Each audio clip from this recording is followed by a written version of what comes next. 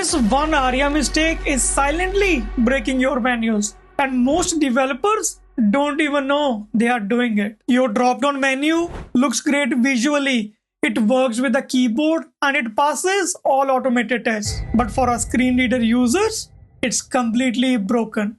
And the real reason will shock you. Developers are using the wrong aria attribute. Are you making the same mistake of using aria-own when it's not needed? Today, I'm going to end this confusion between aria controls and aria-owns. Let's understand this with examples.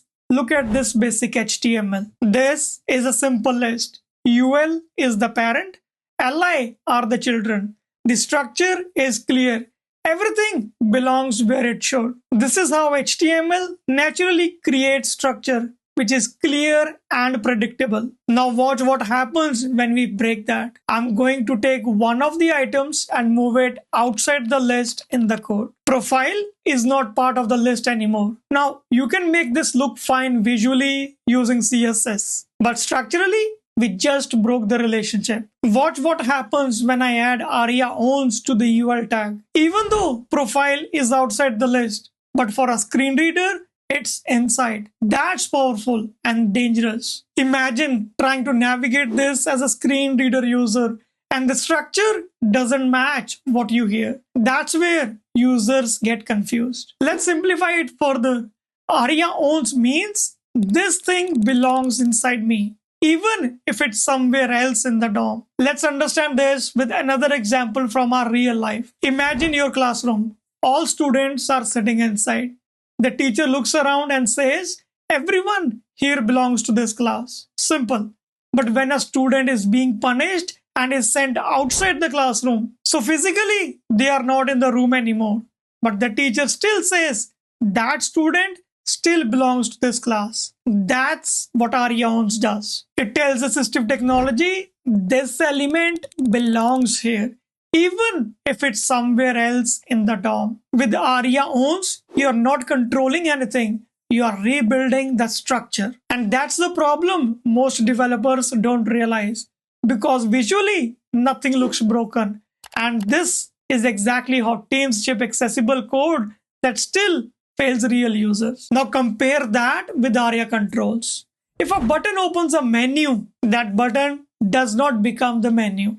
It just says, I control that thing. That's it. Let's go back to our classroom again. Your teacher is standing at the front. Next to her, there's a projector screen, but it's currently blank. Now, your teacher has a remote control. When she presses a button on the remote, the projector screen turns on and shows content. The remote is not inside the projector. It's a completely separate object, but it controls what happens on the screen. So when you use aria controls, you're telling assistive technologies, this button controls that specific content on the screen. For example, a show filters button that opens a filter panel on the page. Aria controls creates that relationship. Remember, aria controls does not move content.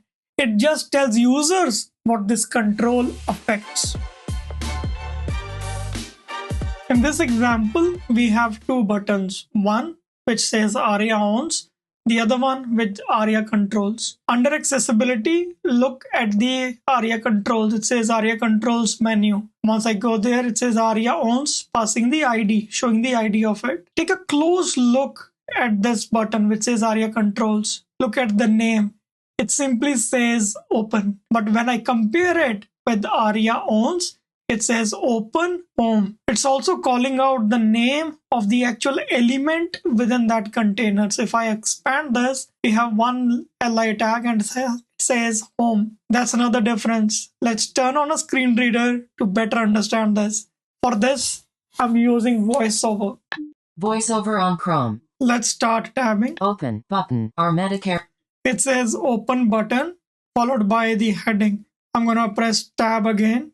Open home button. And that's the problem, because now it says open home. It's also announcing the child element present under the UL tag. And that's the challenge, and that's where this is dangerous. So use carefully. In simple terms, aria controls points. Aria-owns moves. Now imagine using aria-owns in real apps. You're moving elements, changing reading order, and breaking navigation flow without you even realizing it. And visually, everything still looks correct. This is exactly why your dropdowns feel broken. Your mega menus confuse screen reader users and it fails audits. Not because UI is broken, but because the structure is wrong.